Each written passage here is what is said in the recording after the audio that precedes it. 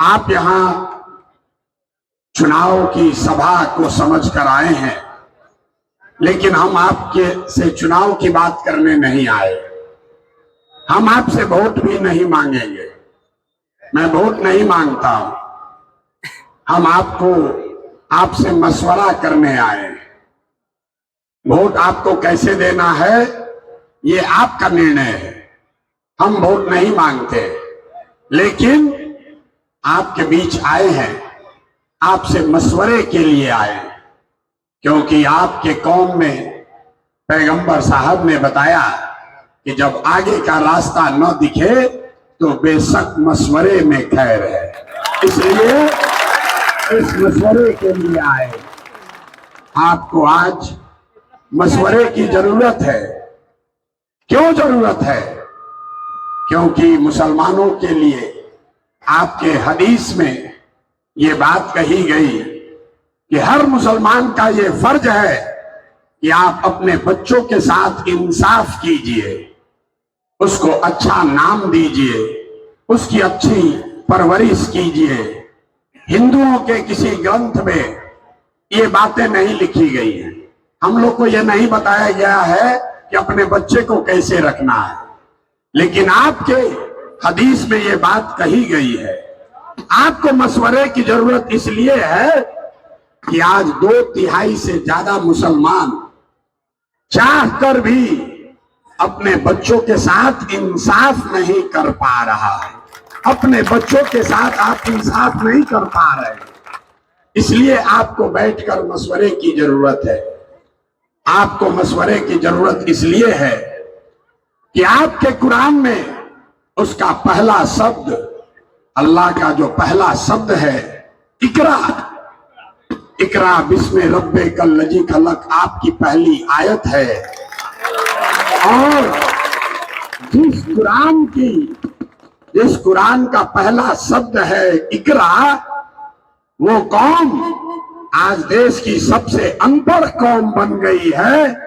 और यहां बैठा हुआ कोई मुसलमान इसकी चर्चा नहीं कर रहा है कि हमारे बच्चों की पढ़ाई कैसे होगी।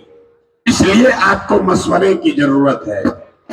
मशवरे की जरूरत इसलिए है कि आपके बाप दादा पुरखों में जिन्होंने इस देश की आजादी के लिए अपना खून पसीना बहाया, आज उसी देश के पार्लियामेंट में CA/NRC का कानून बन गया। उसी देश के पार्लियामेंट में वक्फ बोर्ड पर कानून बनाने की बात हो रही है। ऐसे कानून बनाए जा रहे हैं जहां से मुसलमानों को डर लग रहा है, मुसलमान अपने को असहज और असुरक्षित महसूस कर रहा है। इसलिए आपको मशवरे की जरूरत है। लेकिन सबसे ज्यादा मुसलमानों को मशवरे की जरूरत इसलिए है कि जिसको आपने हराया या जिसके आप खिलाफ हैं, जो विचारधारा से आप लड़ रहे हैं, वो तो आपका नुकसान कर ही रहा है। लेकिन जिन दलों को, जिन नेताओं को 10 करोड़ मुसलमानों ने इस देश में वोट दिया है, जब आपके समाज का कोई बच्चा रोड पर मार दिया जाता है, तो जिन लोगों ने 10 करोड़ मुसलमानों से वोट लिया है, वो भी आपके बच्चों के हक की बात नहीं कर रहे हैं।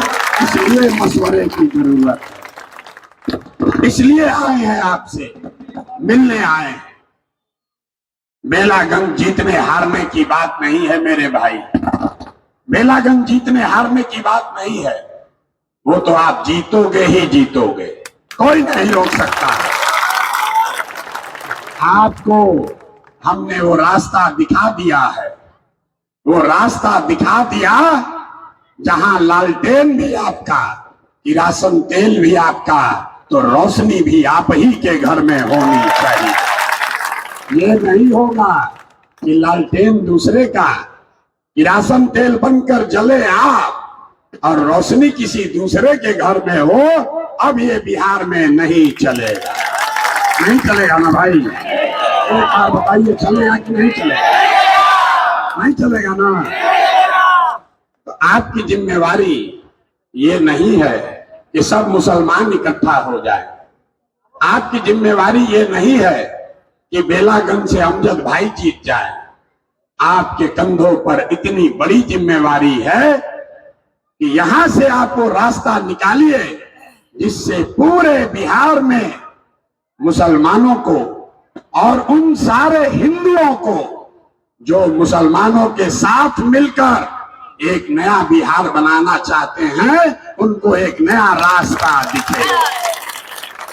और आपकी लड़ाई किसी समाज से नहीं है, मैं आपको बता रहा हूं। आपकी लड़ाई यादवों से नहीं है, आपकी लड़ाई किसी जाति से नहीं है, ब्राह्मण भूमिहार से नहीं है, दलित से नहीं है। आपकी लड़ाई एक विचारधारा से है जिसका रिप्रेजेंटेटिव है भाजपा। तो अगर भाजपा को हराना है तो लोहे को लोहा काटता है।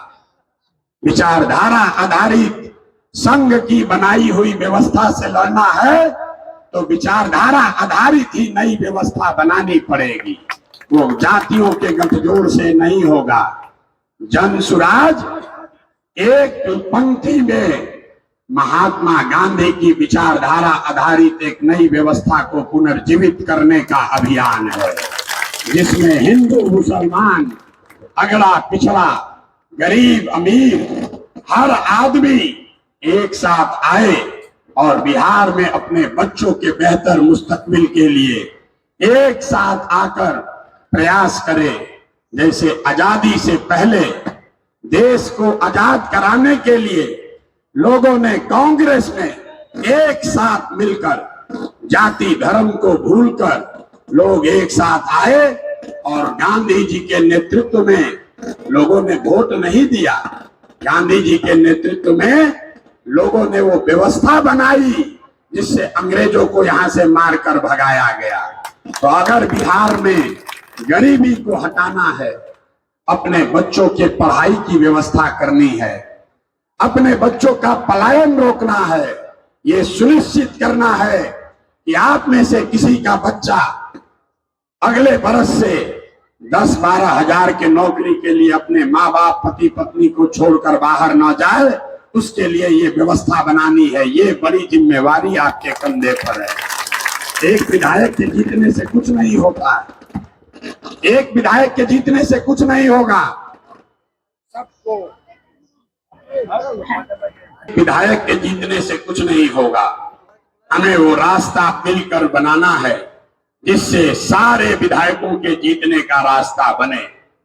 बेलागंज मुसलमानों को समझना चाहिए कि जब जन सुराज ने कहा कि समाज के सभी वर्गों को आपके आबादी के हिसाब से भागीदारी दी जाएगी, मुसलमानों को भी 20% भागीदारी दी जाएगी। तो अभी 4 विधानसभा में उपचुनाव हो रहा है, वहां पर भी मुसलमान हैं, वहां पर भी मुसलमान साथियों ने दावा किया था। रामगढ़ में भी 30,000 मुसलमान हैं, तरारी में 40,000 मुसलमान हैं। आप भी मुसलमान चुनाव लड़ सकते थे, लेकिन उन सभी लोगों ने अपना दावा छोड़ दिया। इस पक्ष में छोड़ा, इसलिए छोड़ा कि एक ही सीट, एक सीट पर ही अगर मुसलमान को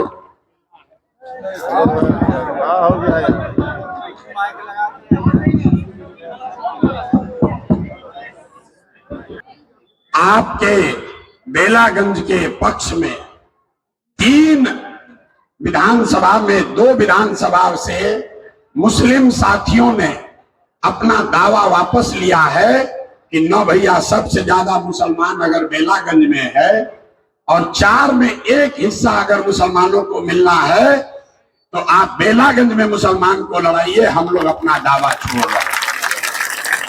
आप समझिए, यहाँ पर गांव-गांव में लोग कह रहा है कि अमजद भाई हमारे घर नहीं आए, हमको पूछा नहीं, हमारा काम नहीं किया। आप जरा समझिए, जो रामगढ़ में जिस मुसलमान भाई ने कभी शायद अमजद भाई का चेहरा भी नहीं देखा है,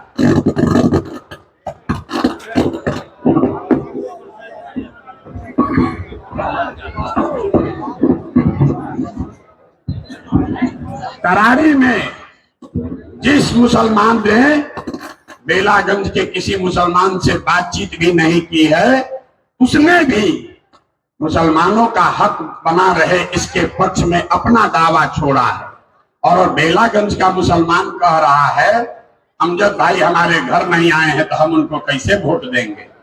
मेरे भाई, ये आपकी जिम्मेवारी है, दूल्हा आपका है तो सबसे पहले आपको चलना पड़ेगा। जब दूल्हा का घर वाला ही नहीं चलेगा तो बारात कैसे सजेगी, बारात कैसे सजेगी। दूल्हा आपका है, घोड़े पर आपका दूल्हा बैठा है, इसलिए आपकी जिम्मेवारी है कि न सिर्फ आप अपने दूल्हे के साथ चलिए बल्कि जो जो लोग भी बारात में चलना चाहते हैं उसको भी साथ लेकर चलिए। और यहाँ सिर्फ मुसलमान अमजद भाई को वोट नहीं दे रहा है, सिर्फ मुसलमान अमजद भाई को वोट नहीं दे रहा है, हमसे लिख कर ले लीजिए। जितने संख्या में मुसलमान अमजद भाई को वोट देंगे, अगर 40,000 वोट अमजद भाई को मुसलमान देंगे तो हमारी बात लिख लीजिए, कम से कम 40,000 हिंदू समाज के लोग भी अमजद भाई को वोट देंगे, निश्चित देंगे। चुनाव के बाद मैं आऊंगा आपके पास विजय की यात्रा में और बूथ वाइज आपको दिखाऊंगा। आप पीछे मत हटिए। ये जो आपके मन में डर बैठाया गया है कि मुसलमान अगर आएगा साथ में तो हिंदू पोलराइज हो जाएगा। हमने 15,000 मुसलमानों को बापू सभागार में बैठाकर बगल में कुरान की आयत पढ़ दी, फिर भी कोई हिंदू नहीं कह रहा है कि भैया आप मुसलमान का बात क्यों कर रहे हैं। हिंदू को आपसे कोई झगड़ा नहीं है। हिंदुओं का एक वर्ग है जो आरएसएस और भाजपा की विचारधारा को मानता है, उससे आपका झगड़ा है, उससे आपकी राजनीतिक लड़ाई है। हिंदुओं से आपकी लड़ाई नहीं है। इस देश में 80% हिंदू रहते हैं, याद रखिए इस आंकड़े को। देश में 80% हिंदू रहता है और भाजपा को 36% वोट मिला है। 80% हिंदुओं के देश में अगर भाजपा को 36% वोट मिला है, इसका मतलब है कि आधे से कम हिंदू ही आज भी भाजपा के साथ चलने को तैयार है। तो आप अभी वक्त की जरूरत इस बात की है कि जो हिंदू विचारधारा के आधार पर आपके साथ चलने को तैयार है, जो गांधी को मानता है, जो बाबा साहब अंबेडकर का मानने वाला है, जो कम्युनिस्ट विचारधारा का है, जो समाजवाद के लोहिया और जयप्रकाश के समाजवाद को मानता है, आपको उनके साथ सामाजिक राजनीतिक गठजोड़ बनाने की जरूरत है। यही फर्क है जन सुराज में और ओवैसी साहब में। इसको बात को ध्यान से समझिए। ओवैसी साहब कह रहे हैं कि मुसलमानों को अपना नेतृत्व खड़ा करना चाहिए। जन सुराज भी कह रहा है कि मुसलमानों को अपना नेतृत्व खड़ा करना चाहिए। लेकिन ओवैसी साहब ये कह रहे हैं कि मुसलमानों को ये काम अपने दम पर करना चाहिए। और जन सुराज कह रहा है कि मुसलमानों को ये काम उन हिंदुओं के साथ मिलकर करना चाहिए जो विचारधारा के आधार पर आपके साथ चलने को तैयार है। अगर आप ये करेंगे तो 50% हिंदू जो विचारधारा के आधार पर आज भाजपा से लड़ रहे हैं और 20% मुसलमान अगर एक साथ हो जाएं तो 40% हिंदू और 20% मुसलमान, आप हुए 60, भाजपा हुई 40 और उसको हर लड़ाई में शिकस्त दी जा सकती है। ये जन सुराज का फॉर्मूला है, ये जन सुराज का फॉर्मूला है जो ओवैसी साहब से अलग है। हम ये कह रहे हैं कि आपका रहनुमा कोई प्रशांत किशोर नहीं हो सकता है। आपका रहनुमा कोई लालू यादव, तेजस्वी यादव, राहुल गांधी नहीं हो सकते हैं। आपका रहनुमा तो आपके कौम के बीच से ही निकलना चाहिए। लेकिन जो भी निकले उसको हिंदुओं के साथ मिलकर काम करना है, तभी वो बात आगे मुकम्मल होगी। वरना सिर्फ हल्ला करने से कुछ नहीं होगा। लोग बताते हैं कि हम जो काम करते थे, मीडिया वाला कहता है कि चुनावी रणनीतिकार थे, चुनाव प्रबंधक थे। गांव देहात में आदमी को बुझाता नहीं है कि भाई ये कौन काम है, ये कौन सा काम है चुनाव प्रबंधन।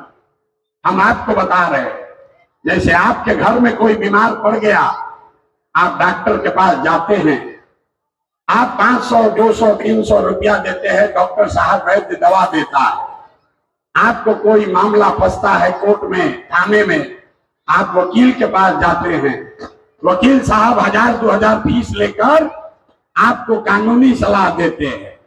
वैसे ही इस देश में जिसको भी आप बड़ा ताकतवर नेता जानते हैं, जिसको आप टीवी पर देखते हैं, अखबार में पढ़ते हैं, जब ये लोग का चुनाव के समय गाड़ी फंसता है तो ये लोग आपके भाई, आपके बेटे प्रशांत किशोर के पास आते हैं सलाह लेने के लिए।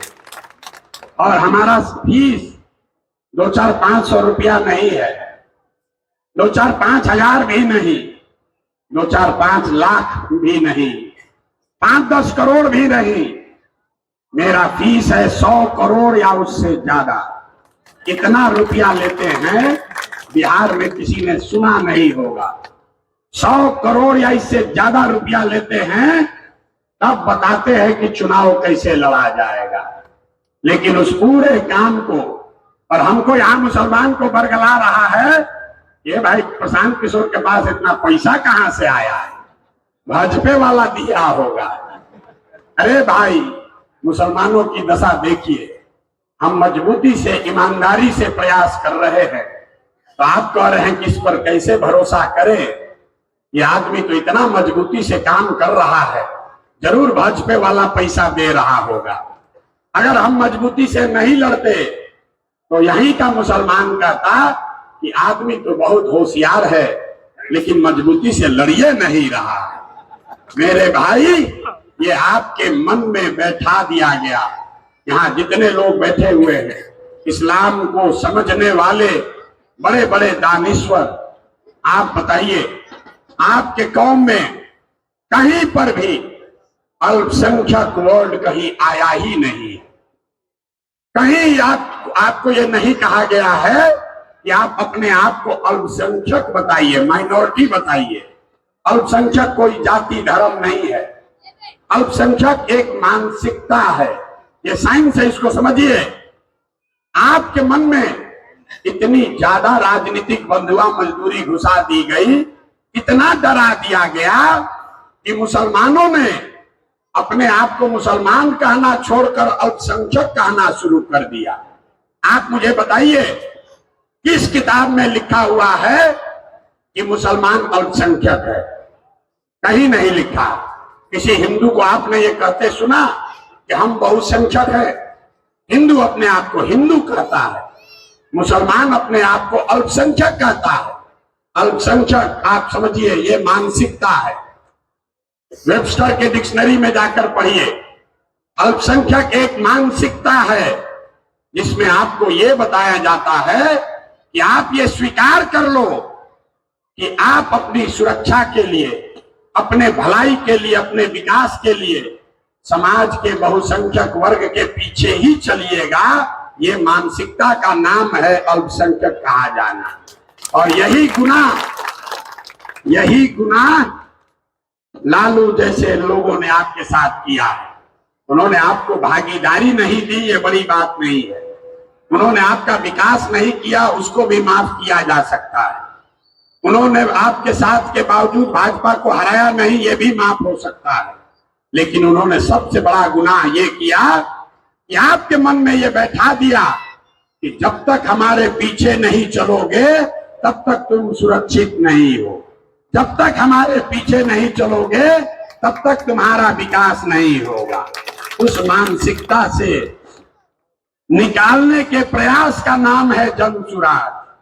यहाँ जितने लोग आप बैठे हैं, हमारी बात पर भरोसा न हो, अभी 4 दिन पहले आपने एक समाचार पत्र में खबर पढ़ी होगी, आपके समाज के जिस व्यक्ति के मरने के बाद जिसकी मैयत में लालू यादव और उनका परिवार देखने तक नहीं गया, आज जन सुराज का भय इतना है कि उसको घर पर बुलाकर ज्वाइन कराया जा रहा है।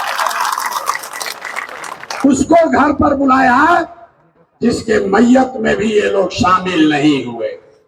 ये जन सुराज की ताकत है। आप हमारे साथ एक फोटो खिंचा लीजिए और 5 बरस जिन नेताओं ने आपको फोन नहीं किया था, वो पूछेगा अरे चचा काहे परेशान है, काहे गए थे जन सुराज में, कोई गलती हुआ है क्या? तो आपको जन सुराज का यही फायदा उठाना है। हम काम आपका करें या न करें, आपको ये लिख कर दे रहे हैं।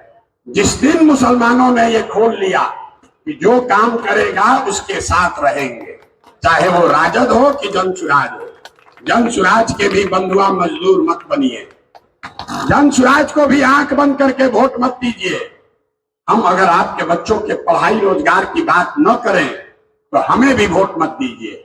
हम अगर आपको विधानसभा में 40 सीट न दें तो हमें भी वोट मत दीजिए। अगर हमने आपके बच्चों के लिए प्रयास नहीं किया, आपकी सुरक्षा का इंतजाम नहीं किया तो हमें भी वोट मत दीजिए। लेकिन यही बात राजद पर भी लागू कीजिए, कांग्रेस पर भी लागू कीजिए। इससे आपका भला होगा, समाज का भला होगा। ये नहीं कीजिएगा तो वो क्या कहते हैं कि जयहंजा कहां जाएगा, कहां? आपकी स्थिति आज क्या है? आपके गांव में काम करना तो छोड़िए, कोई वोट मांगने भी नहीं आता। कोई गलती से आ गया तो आप लोग खुद कहते हैं कि हमसे वोट क्यों मांग रहे हैं। आप अपना हिंदू वोट समेटिए, हम लोग तो है ही आपके साथ। आप बताइए आपने अपना क्या दुर्दशा बना लिया। आप ये कह रहे हैं कि हमसे वोट मांगने भी मत आओ, हम तो तुम्हारे बंधुआ मजदूर हैं ही, हम तो तुम्हें देंगे ही देंगे भाजपा के नाम पर, तुम अपना हिंदू वोट समेटो। इसीलिए जब वो नेता जीत कर आता है तो वो आपकी चिंता नहीं करता है। बगल के गांव में सड़क बनाएगा, बगल के गांव में नाली गली बनेगी, लेकिन मुसलमान के गांव में नहीं बनेगा, क्योंकि जिसको आपने हराया वो तो जानता ही है कि आपने उसके खिलाफ वोट दिया है। जिसको आपने जिताने के लिए वोट दिया वो भी कहता है कि तो अपने देंगे हमको, सड़क बनाए चाहे न बनाए। अगर अपना हक चाहिए तो आपको जो बात इस्लाम में बताई गई है, जद्दोजहद करना पड़ेगा। बिना जद्दोजहद के कुछ हासिल होने वाला नहीं। ना लालटेन लेकर चलने से, ना जन सुराज का बस्ता पकड़ने से, दोनों से फायदा नहीं होगा। ईमानदारी से जद्दोजहद करनी पड़ेगी। आपको चलना है जन सुराज में ही, आप इसको लिख लीजिए। आपको चलना है जन सुराज में ही। तय बस इतना ही करना है कि अगर अभी से आप चलेंगे तो जरूर हमारी लड़ाई थोड़ी आसान हो जाएगी।